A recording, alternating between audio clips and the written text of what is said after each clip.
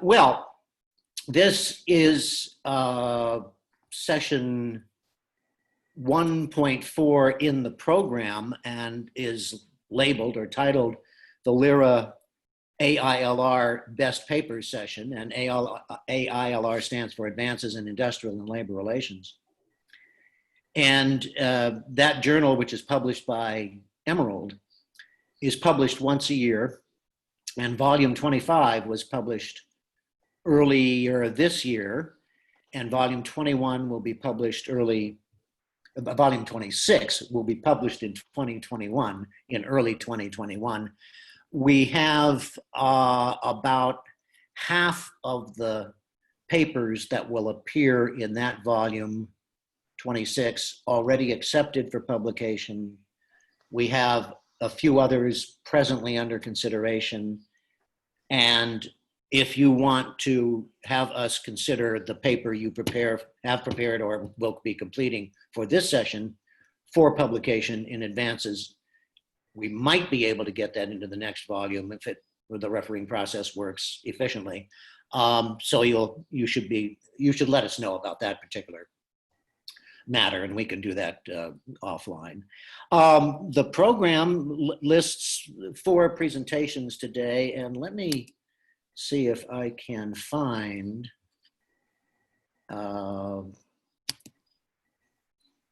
our file. Oh, here we go. So you should be able to see this, I think. Let's go back up. Can you see this on your screens? Do you see the PowerPoint on your screens? I think we see the whiteboard right now. You see a whiteboard right now? Yeah. Okay. Well, let's get out of that. Let's get out of here. Hold on. Okay, let's see what's happening here. Okay. So we have 4 papers that are being presented. Each of you can have up to about 10 minutes to do the presentation, use whatever slides you want to use, and I will keep track of any questions or comments that others who are attending send in, and we'll go from there. So why don't we get started with Amanda? The floor is yours, so to speak.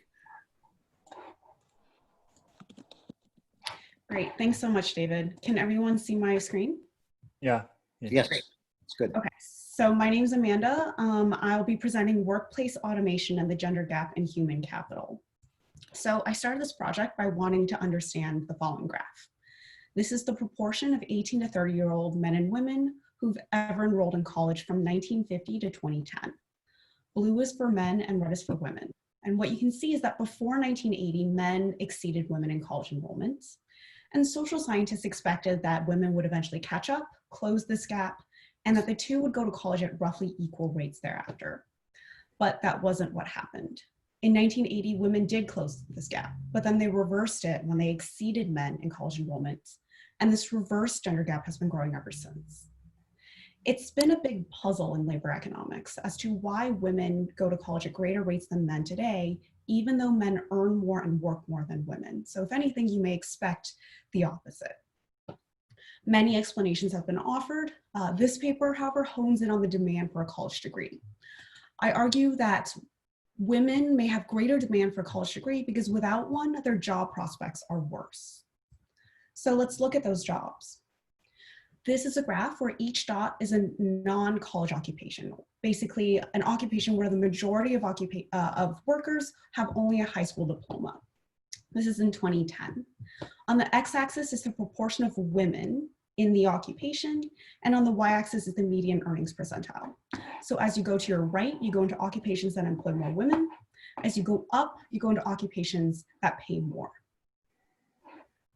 There's a missing quadrant here. What's missing are high-paying jobs that women sort into. If you have only a high school degree, then your job prospects may differ a lot depending on your gender. If you're male, then you can do pretty much as well as anyone can do, up to the 80th percentile of median annual earnings for anyone, college degree or no. But as we march right on this graph, earnings decline precipitously, and occupations that employ 70% or more female tend to be below the 20th percentile of median annual earnings. So if you look at this graph, then you may think that non-college options for women versus men can be very different, and their earnings prospects are also very different. And so even if you have only a high school degree, you might be able to do quite well if you're male, but you typically won't be able to if you're female. So this may contribute to why women go to college at greater rates than men today. However, we want to establish that non-college job prospects even matter in the college-going decision. We also haven't addressed another crucial part of this puzzle, which is the overtime component, because women used to lag behind men, but female enrollment grew at a faster rate than male enrollment. So to address both of these concerns, I look again at non-college occupations and look at how this changed over time. So this is a density plot, and these are non-college occupations in 1970. The x-axis is the proportion of women in the occupation. The y-axis is the density. You see again severe gender polarization of a slightly different form. There's a lot of mass to your left, a lot of mass to your right, but very little mass in between. So most occupations were male dominated, with very few women. Some were female dominated, but very few were gender equal. So if you had only a high school degree in 1970 and you were male, there were many occupations that you could sort into and work along people of your same gender. If you were female, there were still plenty of occupations that you could sort into. By 2010, this distribution had substantially changed, and this mass to the right disappeared from the non-college labor markets.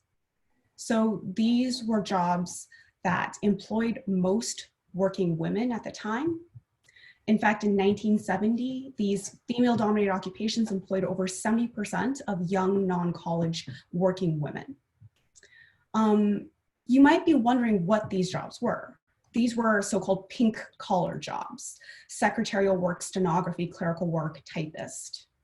And they also happen to be highly routine. And it's the routineness that gives us guidance as to why they might have disappeared from the non-college market.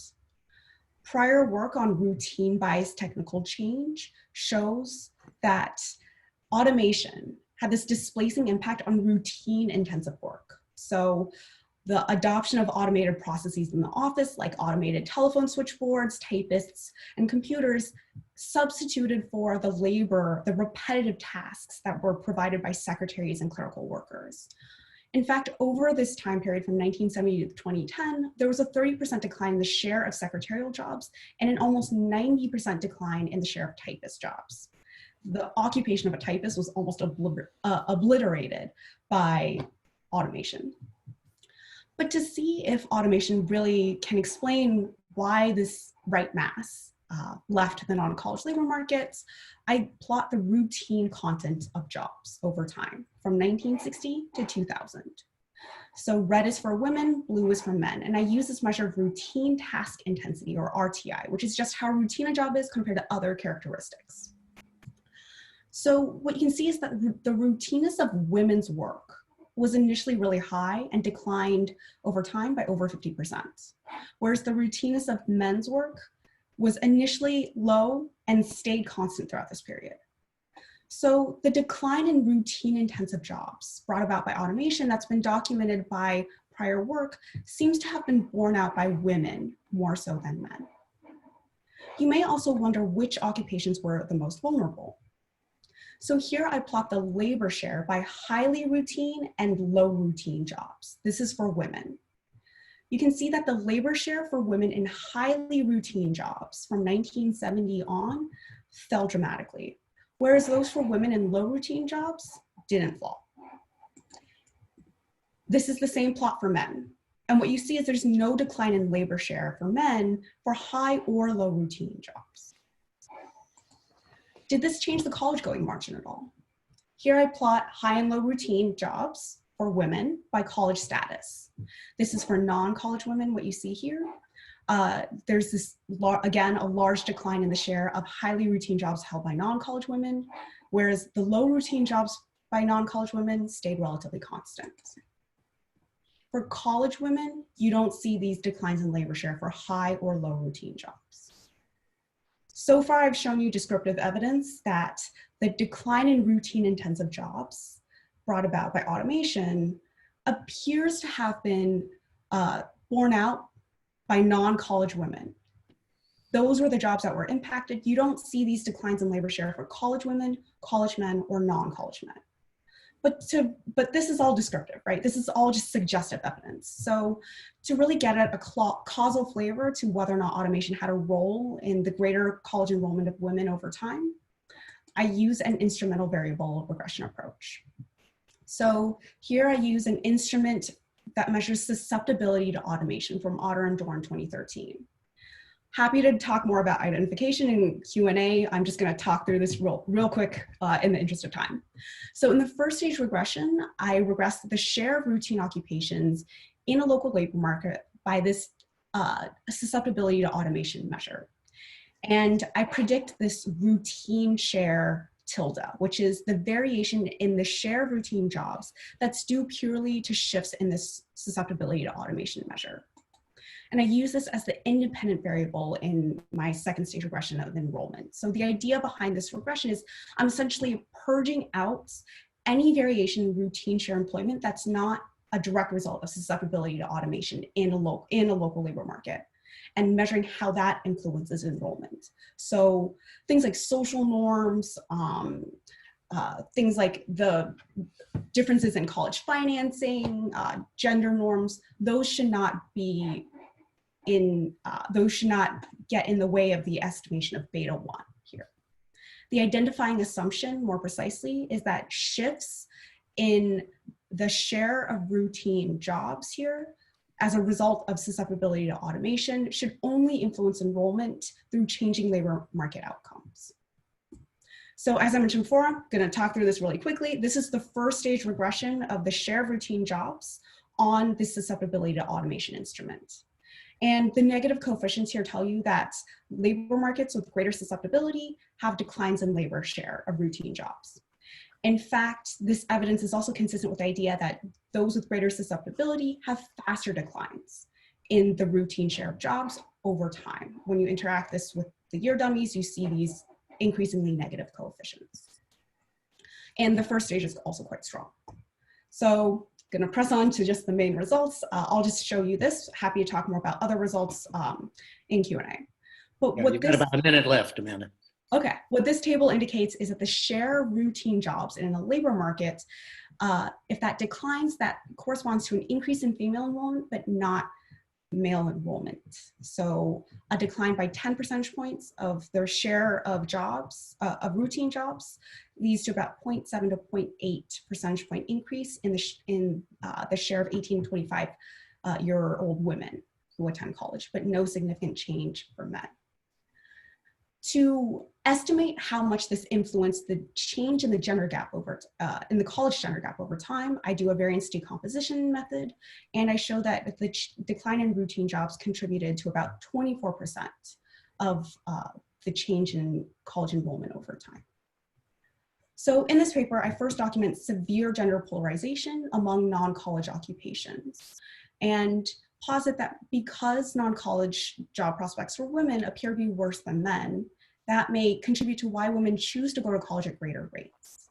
And then second, I investigate the dynamic component, which looks at why female enrollment grew at a faster rate than male enrollment. And I use identifying variation that's afforded through routine bicycle change due to automation. And I find that local labor markets with greater susceptibility to automation have declines in routine jobs. I show that these jobs disproportionately affected the non-college employment prospects of women rather than men. And as expected, female enrollment increased, whereas male enrollment did not in these labor markets. And so in this paper, I use both descriptive evidence and an instrumental variable approach to show that non-college jobs can create this gender gap in college enrollment, and that the decline in non-college jobs for women contributed to the reversal of the college gender gap over time. Thank you. Very good, Amanda. Thank you so much. And we'll turn now to the paper by Jung Uk Kim of Rutgers University, which is titled Democratic Spillover from Workplace into Politics, What Are We Measuring and How? So Jung, that's up to you.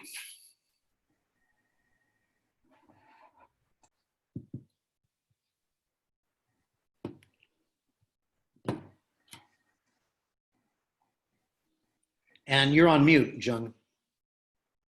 You want to take yourself off mute. There you go. All right. Can you see the slides? Yes. All right. Hello, my name is Jung. I'm from Rutgers University School of Management and Labor Relations. Today I'll be presenting one of my most recent projects where I reviewed empirical studies on spillover thesis advanced by a political scientist, Carol Pateman. Let me first talk about the democratic spillover thesis. This spillover thesis is pretty simple and straightforward. The argument is that if a person participates in the workplace in a democratic way, that person would be more likely to participate in politics outside the workplace. How? Because that person will enhance his or her political efficacy. Here, political efficacy means a person's belief that, for instance, I can understand complicated political issues and I can make a sound judgments about that. And an individual just like me can make some difference in politics. That's what political efficacy means. The argument is that because this democratic participation is an educated process, people would increase their political efficacy, the confidence and skills about politics, and then that people would be more likely to participate in voting or demonstrations, donating money to the parties, etc. It's simple and very strong arguments, but the empirical studies have found mixed results, of course. Actually, the majority of the empirical studies found support for this thesis, but some of very well-designed studies did not find support for this thesis. And under certain circumstances, they found negative results, from democratic organization to less civic participation. Of course, the theory itself is a little too simplistic and has some limitations theoretically, and also all the empirical studies are not free from limitations. But one of the limitations I wanted to focus on in this review is that not many studies clearly define what they are trying to measure first. And also I saw a wide variety of how they measure this democracy and participation in the workplace. So in this review, I wanted to focus on that to see how these empirical studies define what they're trying to measure and how they measured democracy and participation in the workplace. So I first came up with these keywords and used these keywords and combinations of these keywords in major academic databases, as you can see. I also searched for the studies that have been cited by these reviewed studies. And I included only English written journal published studies that used quantitative measures and quantitative data on participation and democracy in the workplace. And also, a study must be citing Carol Pateman's work in any way, and also use political participation or at least political efficacy as an outcome variable to be included. And I excluded the studies that focused on union membership or effective union mobilization and participation only, without talking about direct or indirect participation in the workplace, because these studies typically draw upon different line of theories than Carol Pateman's spillover thesis. So this criteria left me with 27 studies to review. This is fewer than I expected, but well, maybe it's because of my limited search capabilities, so I believe there must be more. And in this review, I wanted to focus on the components or levels of democracy and participation in the workplace, which is well summarized by Edmund's work in 2008. Edmund identified 3 different levels or components of participation in the workplace from prior studies. individual level job autonomy, a work group level face-to-face participation, and enterprise level participation. And here, I wanted to simplify it to simply individual level job autonomy and whatever that is higher than individual level participation, whether it's work group level or enterprise level. And I depended upon the framework by Alden and Cotton et al.'s work on reviewing the studies on the spillover and workplace participation. Jung, you're fading a little bit on sometimes on the loudness, so you want to check your okay. microphone. Yeah. I'll grab my mic. Yeah, there you go. And be consistent. Is it better? Yes. Okay, yep. So let me just jump to the summary because we have limited time. The first thing, the major limitation I found was that not all studies measured and tested these various levels of participation in the workplace. Almost half of the studies only measured and tested autonomy, individual level autonomy only, without talking about higher level participation. This is actually incongruent with Carol Pateman's democratic theory itself. Also, it is incongruent with many of these theoretical attempts to define what workplace democracy is, because these attempts identified various levels and degrees of worker control and participation, and also a wide variety of issues about which workers can participate in making decisions. For instance, this is one example of how to define workplace democracy. This is a hierarchy of decisions or the issues in the workplace where workers can make decisions about. On the left bottom side, you can see individual level autonomy type of decisions like work speed, work methods. On the top right side, you can see enterprise level issues like distribution of profits, investment decisions, all different types of decisions in the organization. This hierarchy is similar to the second line of this chart, level. When we talk about this level of decisions, you can see task level decisions to department level, establishment level, and corporate headquarters level things. But at the same time, there is this different degree of worker control and participation on these different issues, from informational participation to consultative, co-decision or co-determination to full worker control. The problem is that not many studies deal with these different levels and different degrees of worker control and participation, and they are trying to empirically test Carol Pateman's work. And also, not many studies provide clear definition or concept they are trying to use as an independent variable, while they're using wide variety of terms for pretty much similar things like workplace participation, employee participation, workplace democracy, structurally anchored organizational democracy, locus of control of workflow, for instance, and many other words. And not all studies included political efficacy as a mediating mechanism in the model. As I introduced in the first slide, political efficacy is the mediating mechanism between participation in the workplace and participation in politics. And it's a crucial part in Carol Pateman's causal mechanisms, but not all studies included political efficacy in the theoretical model. This is incongruent with theory, and in relations to this causality thing, only a handful number of studies either used the longitudinal panel data or attempted to rule out reverse causality. The problem of this is that this is also related to the ways of measurements, because a typical way of measuring the workplace participation is to ask the current status of involvement and participation in the workplace. But typical way of asking questions about political participation of individuals is to ask, how often have you participated in such and such political activities, typically in the past 12 months? So the time sequence is reversed already in the measurements. When considering this plausibility of reverse causality and self-selection of people who are more interested in politics, look for more democratic workplaces, this can be a very serious issue, and studies need to be more careful about dealing with causality.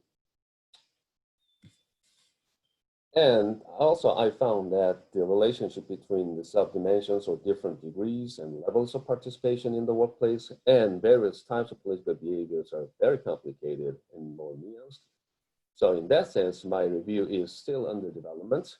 And what I wanted to suggest from the findings of my reviewing is that measures of workplace democracy must consider different degrees and levels of control and participation by workers, and also the range of issues and forms of participation, whether it's direct participation by individuals or through representative form like unions. You've got And about well, a minute, Jung, you've got about a minute left. yes, let me just close with talking about limitations. As you can see, limitations are pretty obvious. I need a better theoretical framework for reviewing this. And also, as I said, I'm not really sure 100% confident about my search capability. So, but still, and there are many more things to learn from this review. So I just hope this kind of review can contribute to a more productive discussion about the relationship between workplace and politics. Thank you. Thank you, Jung. And despite the fact that these two topics we've heard about so far are very substantively different, the causality and modeling questions, in fact, are somewhat similar, interestingly enough. Let's turn now to Ting Ring. Okay. And Ting, you should mention your co-author. The title of Ting's paper and presentation, Right. STEM Women and Gender Pay Gap in IT Career. Right. So I like to show my slides.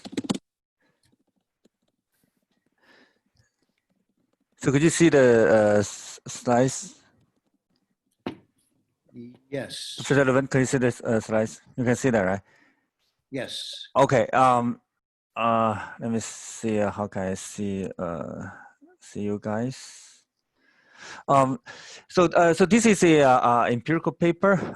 So we try to look at in the IT career how the gender pay gap, which means the pay gap between women and men, may be presented for those workers with STEM abilities. So this is paper I work with my doctoral student from Peking University, HSBC Business School, Mr. Xinguo, and also 3 co-authors actually from their scholars from the, because the study is based on an online labor market platform. So these are the 3 scholars, researchers from that, the data provider from the online labor market platform. But for now, I just not show the exact company's name. There's a long history about this pay gap between men and women. There are recent studies try to show whether the higher skill, because it's supposed to be like more favorable to women, with like a high tech skills. So this may be better for women to alleviate the pay gap between men and women. And also in 2016, the ONET, because the emergence of the IT jobs, which are also prevalent in almost any industries. So the ONET started to cluster all these emerging IT jobs to label it as a IT career. So there are more and more participation of women, to join these IT careers. So studies has been showing up, how these, within these jobs, the gender pay gap may be alleviated because of these higher skills, which may be like for women, maybe more be able to equip with. Also with the higher education, many people they can receive. Many of these evidences are from advanced economies, like more recent articles in 2018, 19, etc. However, there is not a very set consensus yet among all these scholars and researchers whether the pay gap can be alleviated, shrink or not. especially with more evidence from other economies like developing economies or emerging economies like China or in some other places. So that's kind of motivation for us to look at the Chinese data, because China in the recent years has been a emerging phenomenon that many of these high-tech jobs has been coming out and also hiring more and more people. And also in China, the women and women and men are, because of the college entry examination, women and men are almost equally available, for them to receive higher education as long as they can pass the standard entry college entry examination. So the entry level is more equal. However, in the labor market, whether this will be recognized by the employers remains a question. So that's how we use this online labor market platform. That's for the large scale data to look at exactly how this pay gap may present itself in the actual labor market. We based on two streams of literature. One is about the gender pay gap disparity issue. That's a more general theme. And also women with particularly STEM skills. So I may just ignore the previous one because it's widely known. But more specifically for literature on women with STEM skills, there are kind of like competing arguments. On the one side, as I mentioned, so the higher skills, higher technology advancement may be more favorable to women because of intelligence, etc. However, from the stereotype perspective, many employers may still hold such a stereotype against women. And in some jobs, even for these high-tech jobs, are considered conventionally as male-dominant jobs, which also in favor, less favor women. And women also, based on studies, empirical studies, women tend to show less confidence and willingness to bargain for better positions or higher pay with potential employers. So this phenomenon may still sustain in the high-tech jobs, even for people, especially women with STEM abilities.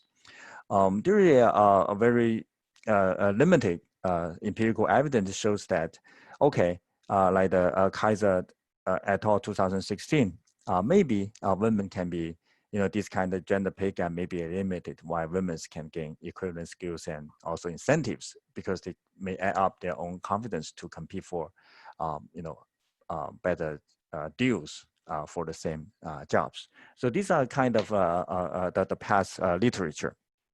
So we basically we just show up, try to look at 4 levels hypothesis, along this with such a previous arguments. The first, we want to look at whether the pay gap still exists for IT careers, which supposedly may be more beneficial to, maybe more favor female competitors, job applicants. However, we set up the baseline, still try to follow the previous literature that, women may be less confident in applying for or asking for higher pay. So we set up the expected wage to be lower compared to male competitors, even in the IT career. This kind of our baseline hypothesis. The second one, we want to show the difference between women with STEM background versus women without STEM background. So whether this STEM background can help women to raise their confidence in bargaining for higher pay.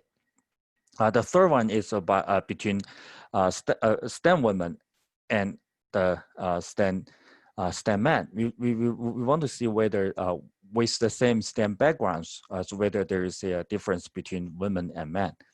And the fourth one is we want to see whether there is still a very specific segment of this labor market which can help to alleviate women's the bias against women job applicants, which is the skill match between the applicant's skill set and the position, the requirement from the position.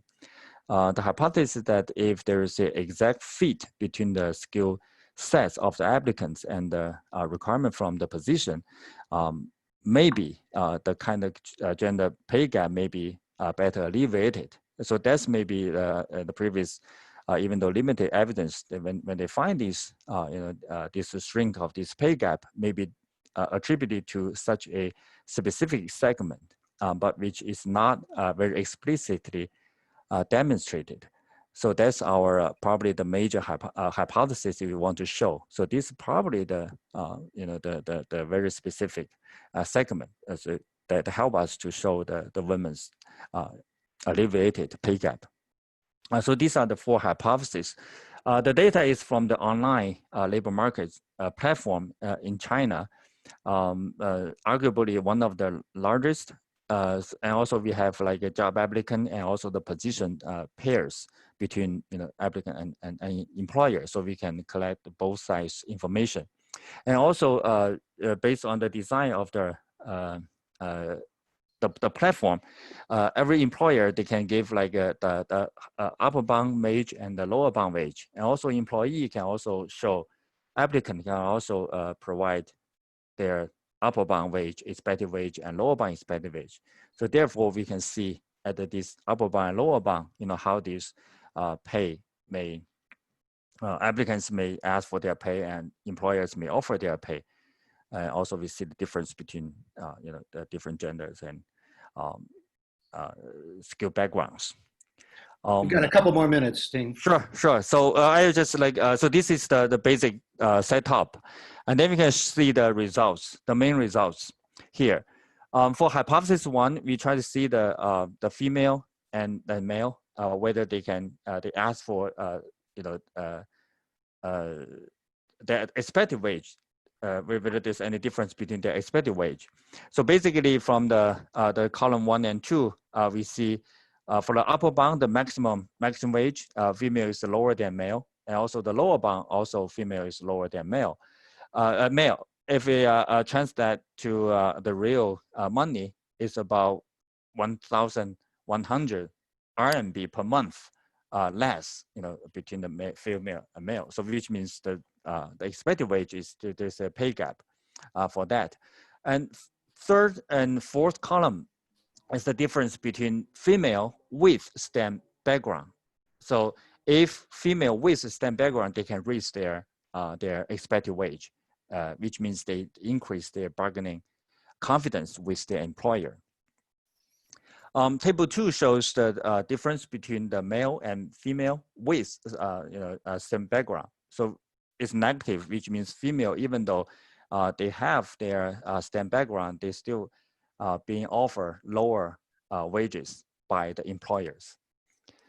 From the last table, table 3, so we interact with the gender with a different kind of match. The first one is the skill match, so which means there's the higher level match between the job applicants' characteristics and also the requirement from the skills. I mean, from the positions. So we can see from the coefficient of the interaction term. So actually, the skill match have helped to reduce the gender pay difference offered by the employer. But not the other kind of match. We also create 2 other kind of match. One is prior match, so which means the prior experience with the current job position. Employer match, which means is the employer, they search from the background, the platform database to first pitch to the job applicants. So these 2 interaction terms has no significant difference between the gender pay gap. Pay gap between the male female. Only the skill match can help. Right. Yeah. Also, the same pattern applied to the lower bound offer from the employer. So in summary, so we try to use this evidence to show whether in the labor market honor the STEM background education for human capital formation, especially for women. And also we find that there's on the pure comparison, overall comparison, genders still play a key role in, there's still difference between the female and male, even with a STEM background. Even though STEM background help women to raise their bargaining power and confidence, but still there is a undervalued by the employer. However, if there is a better fit match between the job applicants and the position, there's a better chance to alleviate such a gender gap between genders. So that's the overall findings. Very good thing. Thank you so much. Of course, we know that the amount of time here that each of you can have in this 1 hour format is pretty limited, but at least this whets the appetite. And so now we're going to turn to Yao, who is from Toronto, the University of Toronto. And the title of her paper is Navigating Counter Institutions, Lawyers' Professional Identity in the Online Gig Economy.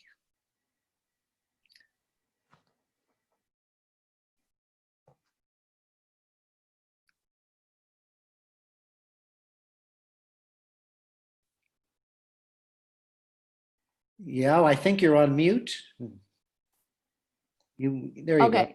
There Am you I go. good? Yeah. Okay, can you see my slides as well? Yes. Okay, that's awesome. Okay, hi everyone, and I'm very glad to be in this session and present you part of my thesis research based on my work on lawyers who are working in online legal services in China. This study examines one particular challenge that online platforms are imposing on professionals, particularly lawyers. That is the challenge on their professional identity, professional workers' self-concept of what it means to be part of this profession. And this qualitative study draws together both the perspectives and interests of IR scholars who are interested in non-standard work and online platform work, as well as the organizational theorists who are interested in professions and professional workers. So to help contextualize this study in the existing knowledge, I would like to first start by introducing one concept that is central to this study: counter-institutional identity. Counter-institutional identity is a fairly recently developed concept, and the defining features of strong counter-institutional identities included being in strong oppositions to the values and principles that are dominant in the field, and divergence from the roles that are established through typical socialization, and involving practices that are probably construed in direct contrast to the field norms.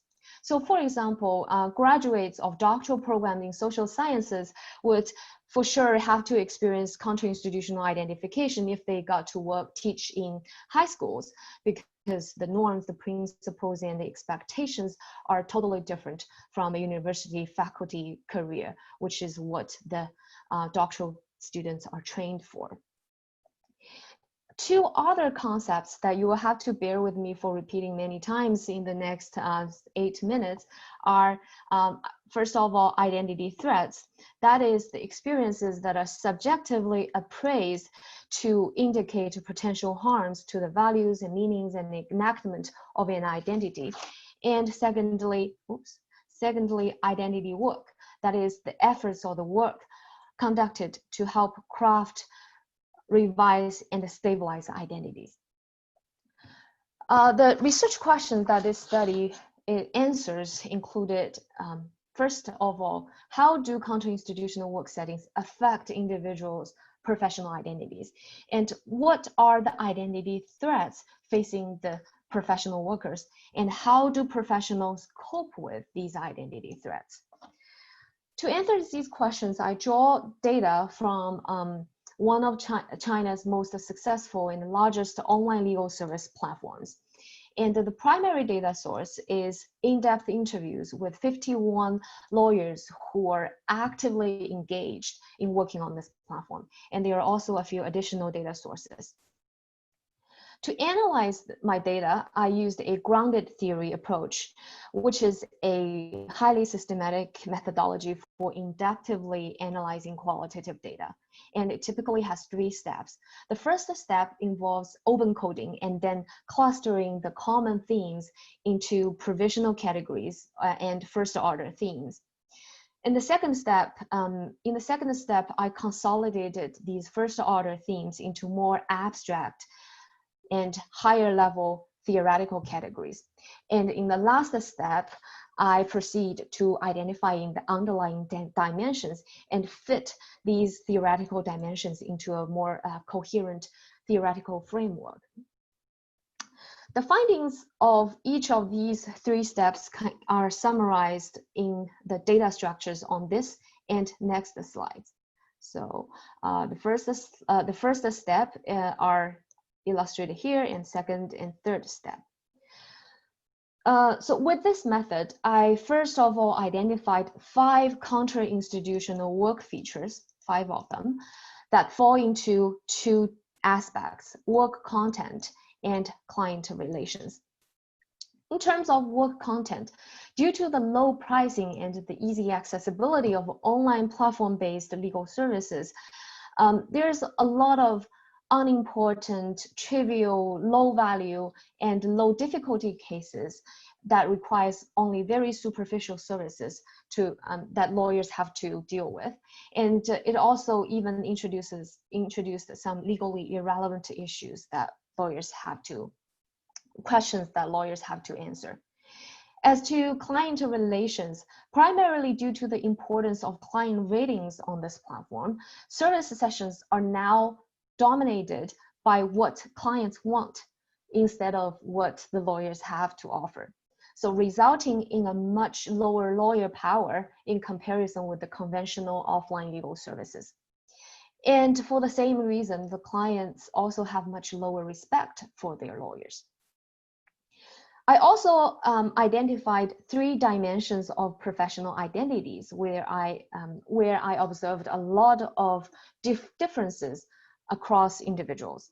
The first dimension is expertise specialization, which is lawyers' level of specialization in defining what type of lawyers I am.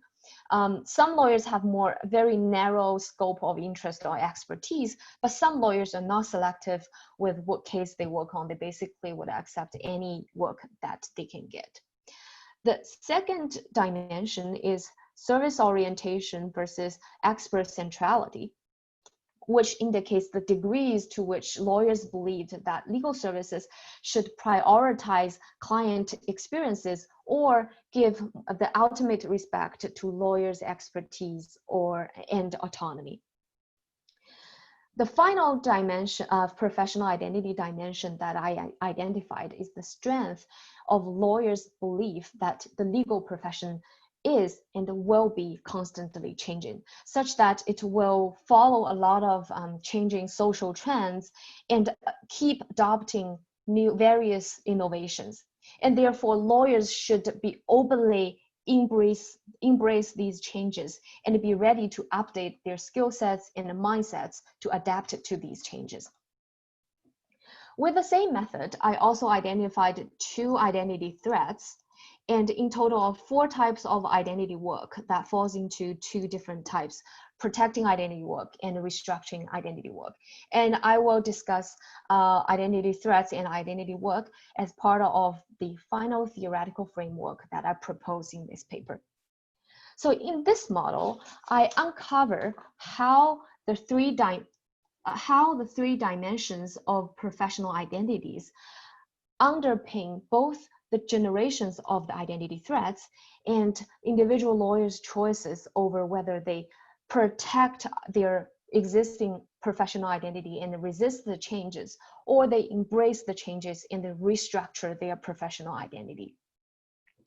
The first professional identity threat, expertise evaluation, arises primarily through the conflict between the work content and lawyers' expertise specialization, such that lawyers who have narrower specialization will feel stronger threat from expertise devaluation.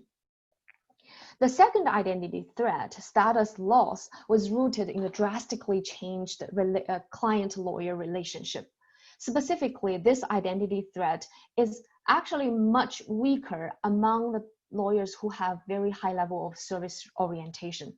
The lawyers who believed that the law is a service industry and should, like all the other service industry, they should prioritize client experiences and client satisfaction.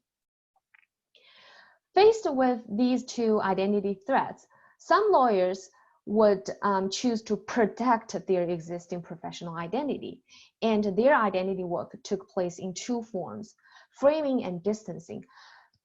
Some lawyers would frame online work as something that is distant from their main career, such as a type of leisure or just pro-social behavior, so that the counter-institutional features of online work would not harm their privileged professional identity. And the second form of identity work is tailoring work content. And the autonomy of choosing the tasks and choosing clients on this platform enabled the lawyers to actively tailor their identity and choose the higher quality tasks. On the contrary, some lawyers are trying to resolve the identity threats by rationalizing the counter-institutional work features. And the first form of restructuring identity work is reframing identity of professional ideals. That is, they rethink about what the legal profession really should be like and what is beneficial for the profession in the longer run. And some lawyers are also making frequent references to other fields that have been deeply impacted by internet-based innovations. For example, many lawyers made references to Uber or its Chinese equivalent to rationalize the low pricing and the low return of online services. And the belief in professional dynamism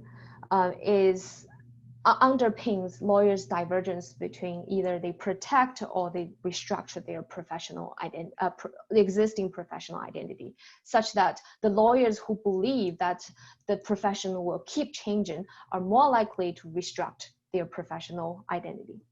Yeah, so I know I'm technically out of time, so I will let my last slide to speak for itself.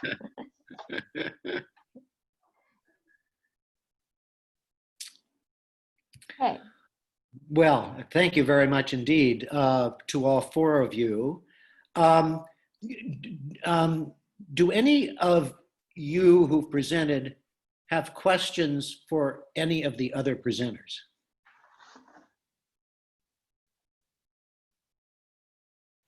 I have one for Amanda.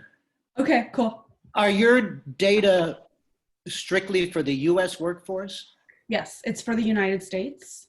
And relatedly, do the data include people who perform labor services, women and or men, but who are not technically employees, say contractors?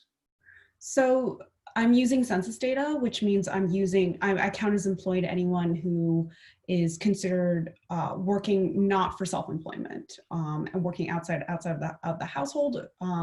So contract workers, depending on their response to the survey, as the census, as well as how much money they make from their job, they could be counted within the population. But Right. I mean, there's going to be some that you miss, as with any sort of work that involves large data sets like this. Right.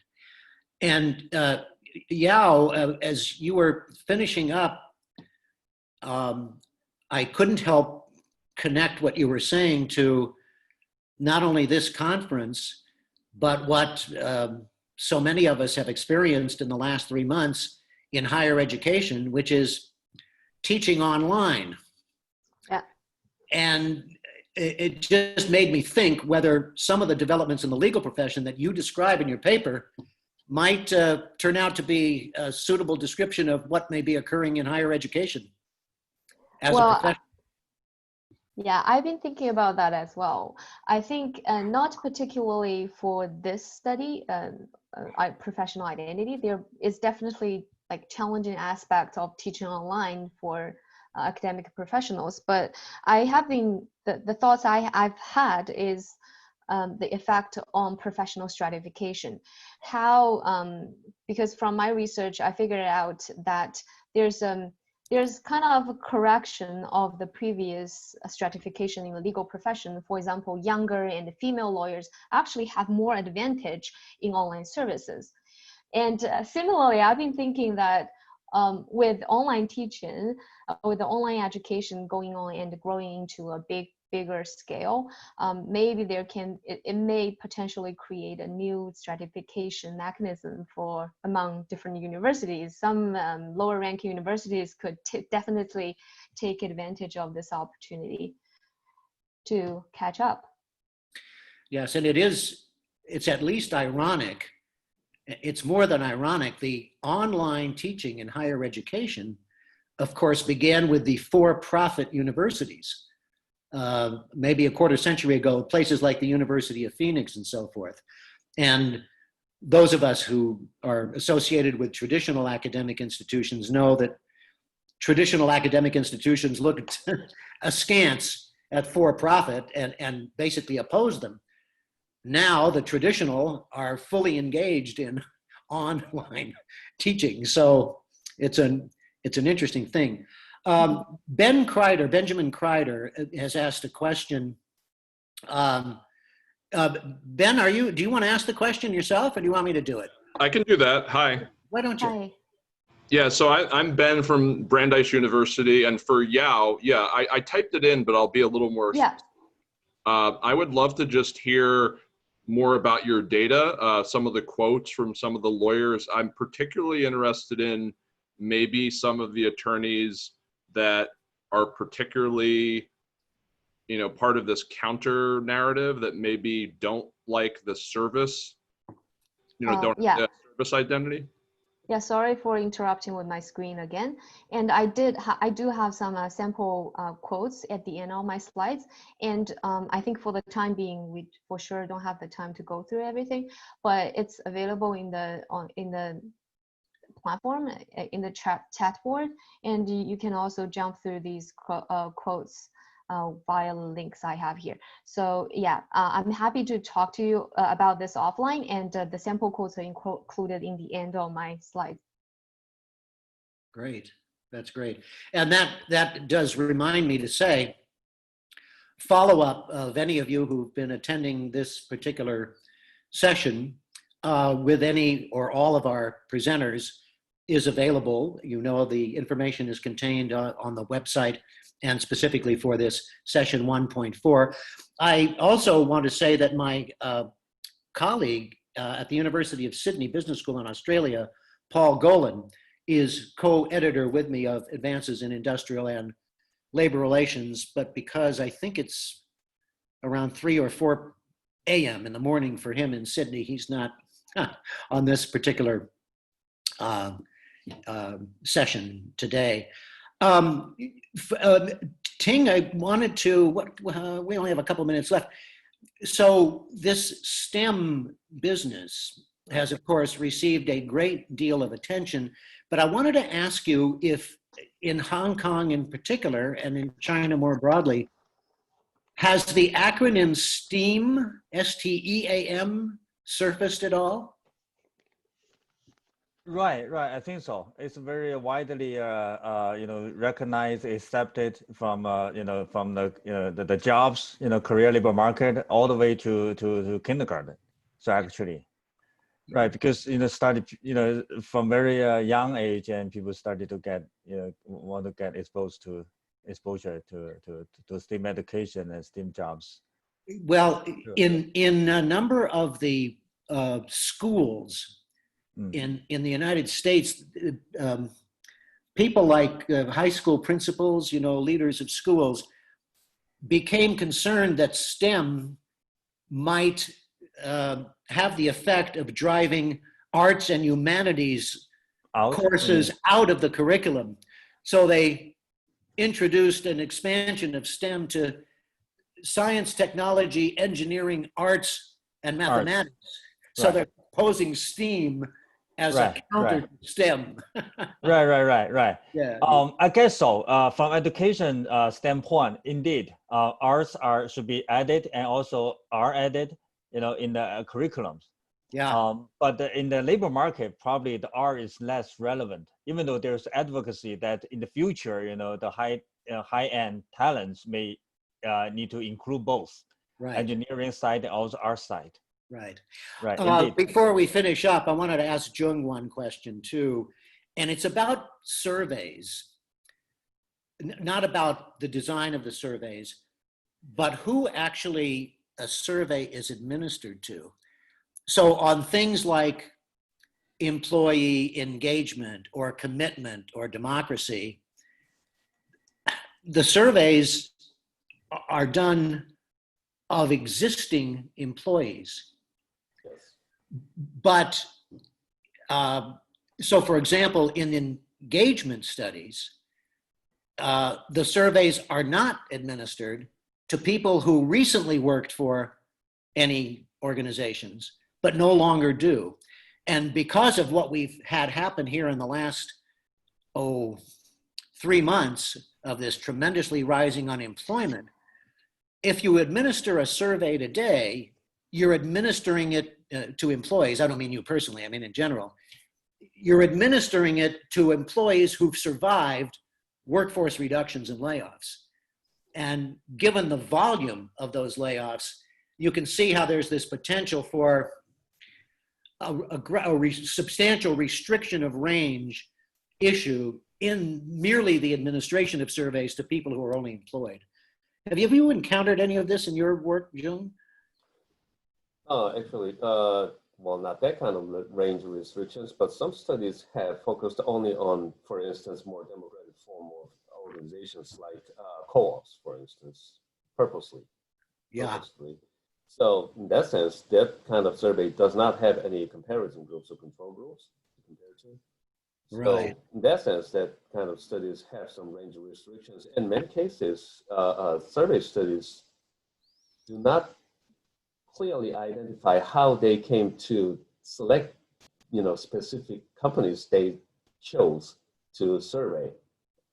Some studies use more representative, survey data like European Social Survey or General Social Survey in the US, but many other studies just simply selected available companies in the region and they just ran the survey. So in that sense, that's the part that, you can criticize about it, but I didn't go deep into the types of data sets or when or where they actually collected the data that much. Yeah. Well, I see that I myself am violating the time limits on our session.